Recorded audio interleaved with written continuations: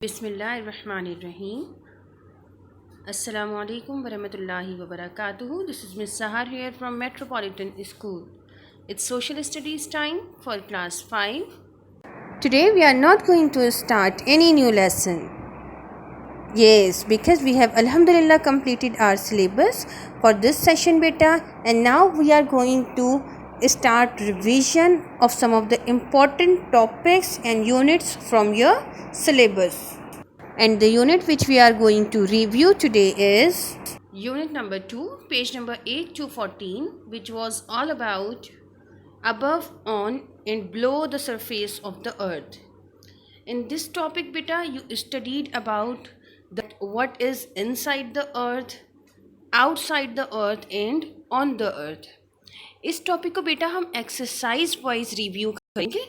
Means आपकी book में जो एक्सरसाइजेस गिवन हैं उनके अकॉर्डिंगली इसको रिव्यू करेंगे ताकि आपको आंसर्स अटैम्प्ट करने में भी इजी हो और आपको क्वेश्चन के आंसर समझ भी आते जाएं और हम उन टॉपिक्स को ग्रेजुअली रिव्यू करते जाएं।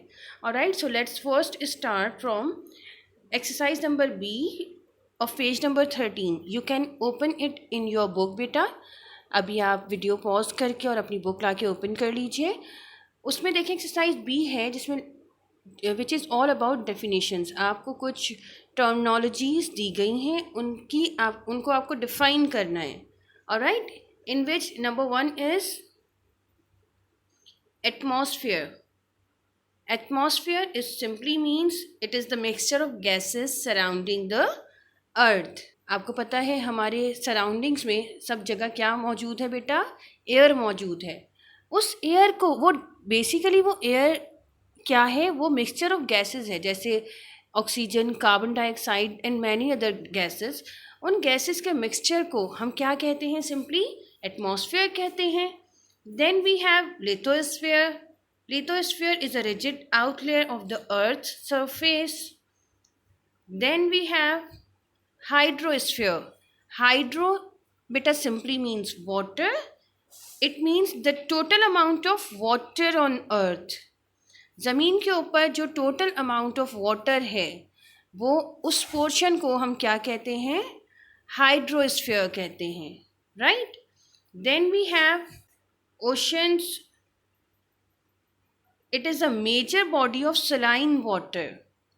सलाइन वाटर बेटा क्या आपको पता है? There are 2 types of water on earth. One is saline which is also called saltish water and the other one is fresh water which is drinking water, portable water जिसे हम कहते हैं. तो सलाइन वाटर की या saltish water की जो major bodies हैं उनको हम क्या कहते हैं? ओशंस कहते हैं.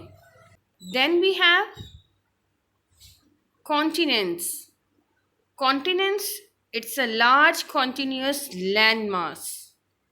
मीन्स अर्थ का जो लैंड पोर्शन है उसको हमने कुछ बड़े कॉन्टिन्यूस लैंड मासेस में डिस्ट्रीब्यूट कर दिया है and they are called the continents. Then we have island. It is a small body of land completely surrounded by water. Island किसे कहते हैं बेटा? एक ऐसी स्मॉल लैंड बॉडी को जिसके चारों तरफ क्या हो? वाटर हो. इस पिक्चर में भी बेटा आपको कुछ लैंड पोर्शंस नज़र आ रहे होंगे जिनके चारों तरफ क्या है? वाटर है. इनको हम क्या कहते हैं? आइलैंड कहते हैं. Okay. Next is sea. It is a small body of saline water. Sea किसे कहते हैं बेटा? सलाइन वाटर के या सॉल्टिश वाटर के स्मॉलर बॉडी को हम सी कहते हैं और लार्जर बॉडी को क्या कहते हैं? हम ओशन कहते हैं. Exercise A. Right names of continents and oceans in the given map of the world. इस एक्सरसाइज को भी बेटा अपनी बुक में देखें. उसमें आपको इसी तरह का एक मैप एक्सरसाइज ए में नज़र आ रहा होगा जिसमें आपको क्या करना है? You have to write names of continent and oceans. आपको कॉन्टिनेंट्स और ओशंस के नेम्स लिखने हैं. ये जो मैप आपको दिया गया ये किसका मैप है? ये वर्ल्ड मैप है, ये अर्थ का मैप है और इस पर आपको कॉन्टिनेंट्स और ओशंस मेंशन करने. कॉन्टिनेंट्स आपको पता है, मैंने बताया क्या होते हैं? Largest land masses. तो इसमें सबसे पहले कॉन्टिनेंट्स फिल करते हैं हम. Let's start with the biggest continent, that is Asia. Red colour से जो पोर्शन आपको नज़र आ रहा है बेटा, ये पोर्शन आपकी बुक में ऑरेंज कलर से मेंशन है बेटा। देन ये जो पर्पल कलर से आपको नज़र आ रहा है बेटा, ये क्या है? ये यूरोप है। आपकी बुक में ये डार्क ब्राउन कलर से मेंशन है। Then we have the third land mass is North America, is the upper portion of America. In your book, it is mentioned with green color. Then we have Africa. This is mentioned in your book with yellow color. And then we have South America, the bottom portion of America. It is also mentioned in your book with dark green color, beta. All right. Then we have Australia. आपकी book में बेटा purple colour से mention है, this is called Australia. And then the last one we have Antarctica. All together how many continents are there? yes, there are 7 continents in the world. हम now let's move forward towards the oceans of the same exercise. अब हम क्या इसमें locate करते हैं? Map में oceans locate करते हैं। Let's start first, that is Pacific. Then we have